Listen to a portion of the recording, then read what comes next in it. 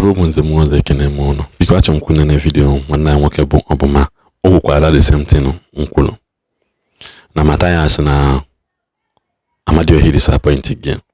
I keep saying this thing. Mgbe anyị na-echi Mathias one nsị a mmalụ ka isi amụọkọ the dead ndị otu ya na-asị Jesus is disappointed gonu. If Jesus is real, let him go and wake. If your Arabi na good is real, let him go and wake that person nwụrụ anwụ. Una fugo ka o si adị because asị na ikuku kuwe ebe a ifilu that na nkịta okugo side nke gị okugo side nke gị, that is see ọ na-akụ ụwa adị. So it is better for you to always put yourself in people's shoe. Nobody is mocking the dead, but Mathias have mocked the dead of so many people. Enwere ihe nkwu na video mme asị m no that na ọ bụrụ na that person nwere accident na enwe case wee dị na moto ahụ, Lost Chosen, Adoration, Zion Ministry, Mercy City, St. Anthony, St. Paul, Mother Mary, gini something that has to do with Christianity, Mathias will never stop. Or stop go that stop or ye make video soon on Jesus say disappoint you without calling on the government can allow that to sound. For the man who knew that day because the Bible in a country people in power don't value human lives. They don't pay attention to it. Mananya deba the next in this video go no for here one nine wokeko makia kodikwan. So reality hit Mathias na ndị omenala na Mathias Ezeaku, and one of their members died on the motor accident.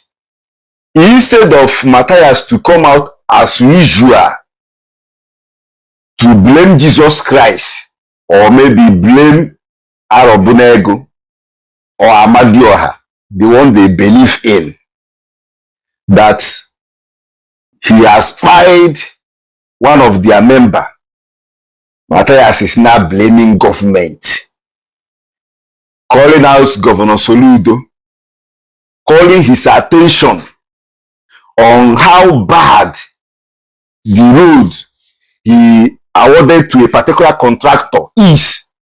He is no longer blaming Jesus Christ like he normally do in every of the video. I expected Mathias, one of their member, Motosiwe the woman, why? Ka Mathias Ezeaku urukwe camera phone ya wave no kwa na meru du na timpo na go sieti na Jesus Christ ebugo ndị nka anago ni ona ka ga esi na anwụ. Jesus Christ ebugo all these people. Jesus Christ emego nka, Jesus Christ emeho nka. As if Jesus Christ na chi Anambra, or as if Jesus Christ na chi Nigeria. Or chose bia blame Jesus Christ or na na-esi eme ya bụ nwe ka innocent people si wee nwụọ n'ihe mberede nke okporo ụzọ. We realize that the things I've been telling him, I've been cautioning him from day one on this social media space, on some of the things he used to do or say, that the main people he should be blaming or dragging or calling their attention to some certain things is our government. Ọ na-adị na-eme onye ọwụ na nwụghara na ihe mberede nke okporo ụzọ ifo Mathias ọgbaghị vidio ya shouting na ndị Christianity bụ ndị ya na-anwụ, Jesus Christ egbugo ha, ndị eriri this and that. The same him told ndị omenala na Mathias Ezeaku ha je meghe business akpati ozu because Christians will be dying anyhow. I also made the video then asking him where Jindrianaka. Anybody can die at any time. Over there in Nigeria, some of Onwunde Madinamu is avoidable death. Or one get preventing. Majority of when the people go on buy will common thing I get prevent. But this Eperima Abamu will leave the main thing he should be teaching, telling our people, and be misbehaving, creating problem online, constituting nuisance.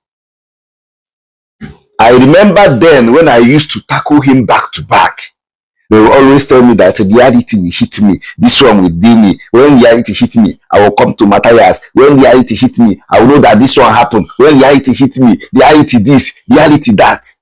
And I will be laughing at them.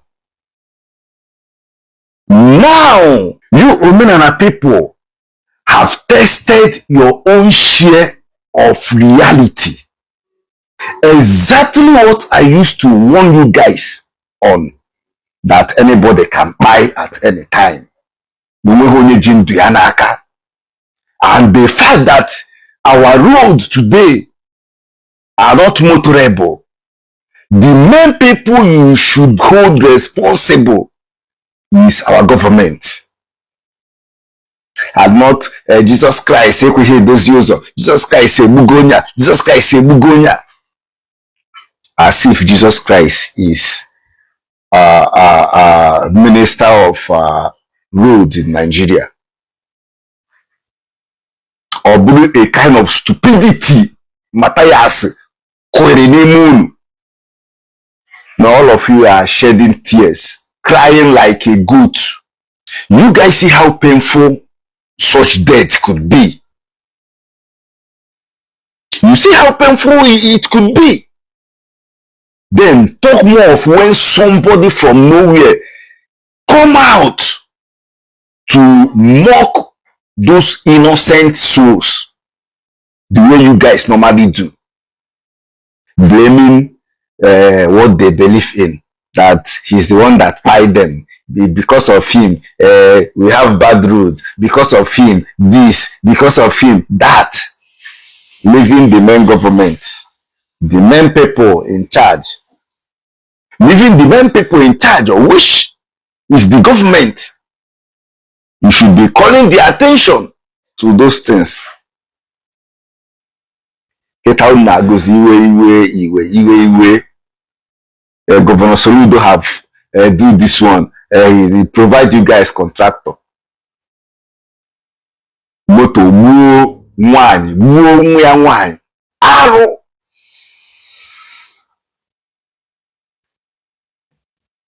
The thing is that, you know, say sometimes when I come here on social media to caution or correct some of these things, most of you, especially the ones that have a little fan base, the way they used to misbehave, some of you guys, their fans will pick offense.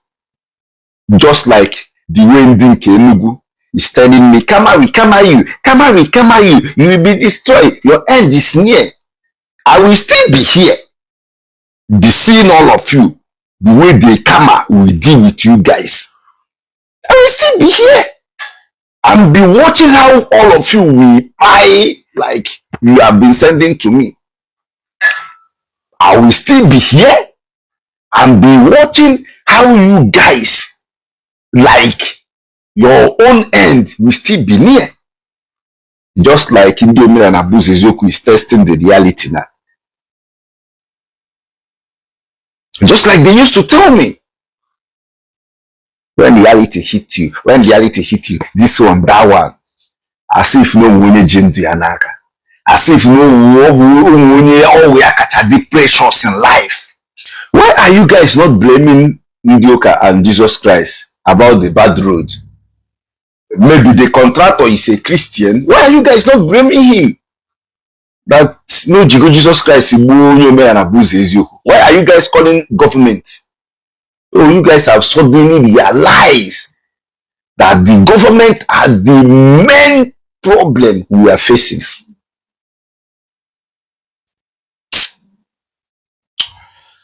Jason Ebere.